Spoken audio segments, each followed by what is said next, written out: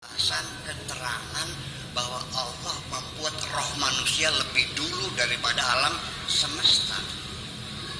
Nah, kalau dalam agama lain ada agama Buddha, agama Hindu, jadi bahwa 8.000 tahun sebelum Masehi di India itu orang sudah meyakini adanya alam arwah. Nggak tahu berapa triliun lah pokoknya.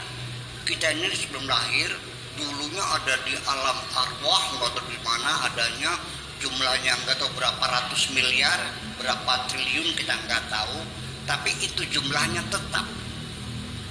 Nah, nanti jumlah yang tetap itu ini disebut dengan dalam bahasa Buddhanya namanya, punten saya bukan lagi menyalahkan, enggak, tinggal lagi membandingkan aja, namanya samsara. Dalam agama Buddha namanya samsara. Nah, itu nanti diturunkan satu persatu, lahir. Nah, nanti kalau sudah mati balik lagi ke alam rohani lagi. Itu namanya reinkarnasi. Oke. Nah, dalam proses reinkarnasi itu nanti berlaku lagi istilahnya hukum karma. Kalau waktu lahir pertama dia berbuat jahat, jadi maling, jadi pencuri copet, dia mati, reinkarnasi balik lagi menjadi makhluk yang lebih rendah. Tadinya anaknya orang kaya, lahir lagi anaknya orang miskin.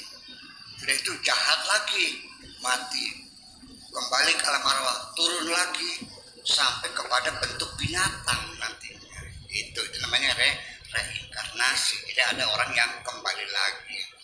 Nah, ini mungkin umat Islam karena mungkin sebelum Islam masuk ke Indonesia kita dulu berpikir semacam itu dengan tidak menyalahkan, punten ini memang.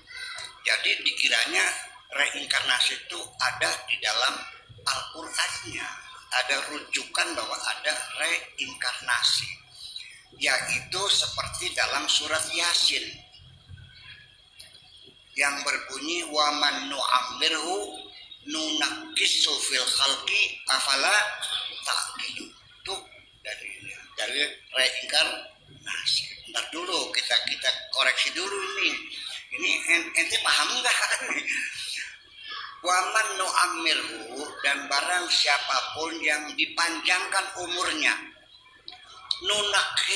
nunakkisu kita ulangi fil khalqi kejadiannya, dikiranya balik lagi. Bukan begitu. Itu artinya begini, wa man nu'ammirhu, orang yang umurnya panjang itu, nunakkisu fil khalqi, sel-sel tubuh yang rusak diganti lagi dengan sel-sel yang baru secara sempurna. Umurnya sudah 60 tahun, 70 tahun, tapi dia segar bugar, terganti jadi nggak peot-peot gitu, sehat selalu. Kenapa? Terganti pergantian sel yang sempurna, bukan reinkarnasi. Paham nggak? Nih, manusia ini ada dokter nggak? Nanti konfirmasi. Manusia ketika melakukan aktivitas sehari-hari, mencampur, ya kan, bermobil, nanam ini, masak ini, segala macam, ke pasar, ini kan aktivitas. Itu akan mengakibatkan sel-sel tubuh kita ini akan mengalami kerusakan. Satu orang manusia itu diperkirakan rata-rata ada berapa jumlah selnya? Ada 280 miliar sel tubuh ini, 280 miliar sel. Nah, akibat kita beraktivitas sehari-hari ini akan terjadi kerusakan sel. Diperkirakan sekitar 18 miliar, 15 sampai 18 miliar sel yang rusak. Sel yang rusak itu akan mengalami pergantian sel yang baru ketika kita sedang beristirahat. dalam keadaan tidur, itu sel kita diganti dengan sel yang baru. Itu pergantian sel itu dikontrol oleh akal tidak sadar kita, akal bawah sadar kita.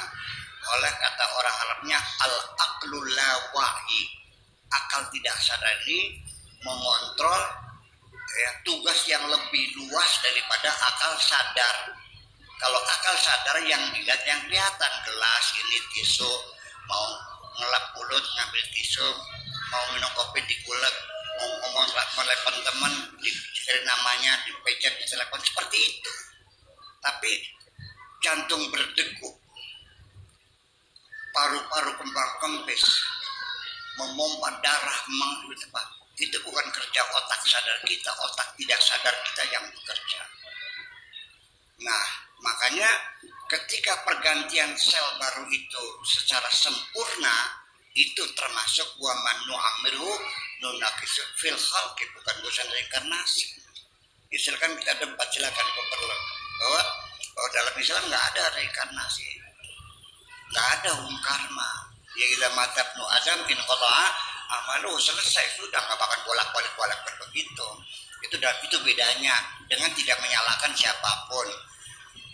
Ya, jadi artinya bahwa bagaimanapun tidak bisa dihindari, kita dalam pertarungan peradaban itu mesti ada saling pengaruh